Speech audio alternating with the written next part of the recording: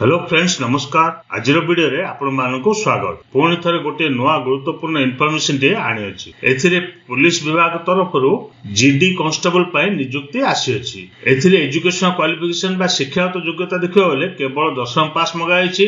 एथिरे सैलरी बा दरमा देखियो बेले 21700 रु आरंभ करी 69100 टका पर्यंत सैलरी रहिछि। एथिरे टोटल पदवी संख्या देखियो बेले 25487 गोटे वैकेंसी रहिछि।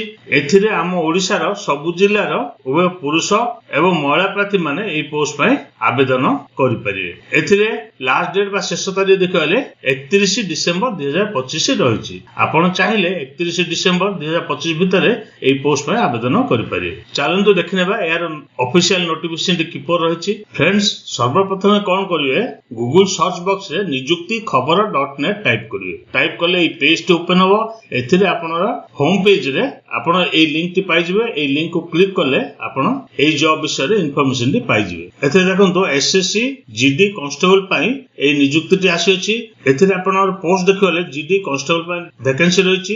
एथिरे क्वालिफिकेशन देखियोले 10th पास मगा अछि। एथिरे सैलरी देखियोले 21700 आरंभ करी 69100 टका पर्यंत सैलरी रहिछि। एथिरे आपनकर लास्ट डेट देखियोले 31/12/2025 रहिछि। एथिरे आपनकर स्टार्ट डेट बा आरंभ तारीख देखियोले 1 डिसेंबर 2025 रहिछि एवं लास्ट डेट बा शेष तारीख देखियोले 31 डिसेंबर 2025 रहिछि। एथिरे एग्जामिनेशन डेट देखियोले फेब्रुआरी किंबा मार्च रो 2026 तारीख रे आपनकर एग्जाम टी रहिबो। एथिरे आपनकर टोटल पदवी संख्या देखियोले 25487 गोटे वैकेंसी रहिछि।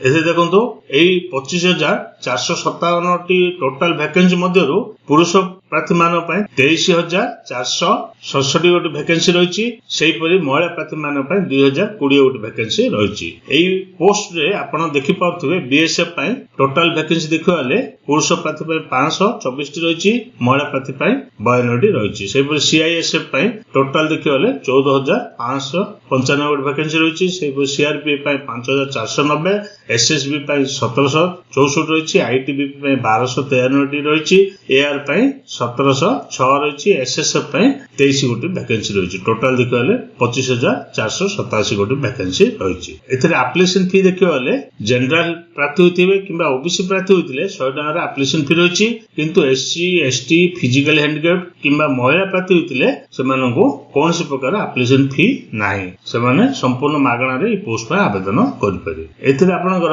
एज लिमिट बा बयस मा देखियोले मिनिमम बयस रे 18 वर्ष, मैक्सिमम बयस रे 23 वर्ष। 1/1/2026 को काउंट करा जिवो। एथिरे आपन डेट ऑफ बर्थ मध्ये देखि परिबे 2/1/2003 रो आगो होय नथिबो किबा 1/1/2008 रो परे आपन डेट ऑफ बर्थ नथिबो। एथिरे आपनकर सिलेक्शन प्रोसेस टी देखियोले सर्वप्रथमे कंप्यूटर बेस्ड एग्जाम रहइबो, तापर आपनकर फिजिकल एफिशिएंसी टेस्ट रहइबो, तापर फिजिकल स्टैंडर्ड टेस्ट रहइबो, तापर मेडिकल एग्जामिनेशन रहइबो, तापर डॉक्यूमेंट वेरिफिकेशन रहइबो। एथिरे फिजिकल एफिशिएंसी टेस्ट आपनकर पुरुष प्रार्थी होइतिले 5 किलोमीटर 24 मिनिट रे जदी दौड़ी पाउछंती ताले से क्वालिफाई करिवे। सेही परि महिला प्रार्थी होइतिले 1600 मीटर 8 मिनिट 30 सेकंड भीतर जदी से दौड़ी पाउछंती ताले से क्वालिफाई करिवे फिजिकल एफिशिएंसी टेस्ट रे। सेही परि फिजिकल स्टैंडर्ड टेस्ट रे कोन रहिछि ना से एथिरे हाइट मगाजो पुरुष प्रार्थी होइतिले 170 सेंटीमीटर जदी होइतिबे क्वालिफाई करिवे किबा महिला प्रार्थी होइतिबे ताले 157 सेंटीमीटर जदी होइछंती ताले से क्वालिफाई करि परिवे। किंतु आपण रिलैक्सेशन ता भलो भाबरे नोटिफिकेशन रो देखि नेबे। से पर चेस्ट पुरुष प्रार्थी मान पय अनएक्सपांडेड 80 सेंटीमीटर रखाइछि, मिनिमम एक्सपांशन 5 सेंटीमीटर रिलैक्सेशन रखाइछि। एथे देखंतो एथिरे आपण इंपोर्टेंट लिंक्स रहिछि। एथिरे डाउनलोड नोटिफिकेशन रहिछि, एडा क्लिक करी आपण डाउनलोड कर परिवे। एथिरे ऑफिशियल वेबसाइट मध्ये रहिछि, आपण एई क्लिक के ऑप्शन क्लिक करी ऑफिशियल वेबसाइट को विजिट करि परिवे। देखंतो नोटिफिकेशन दे खोली गला। एथिरे आपण सर्वप्रथमे संपूर्ण नोटिफिकेशन भलो भाव देखि नेबे, तापर जे अप्लाई कर नेबे। एथे देखंतो आपनकर एजुकेशन क्वालिफिकेशन देखिबाले जीडी कांस्टेबल पोस्ट पय केवल 10th पास रखा है। आपण जे 10th टी पास करछंती ताले आपण एई पोस्ट पय आवेदन करि परिवे।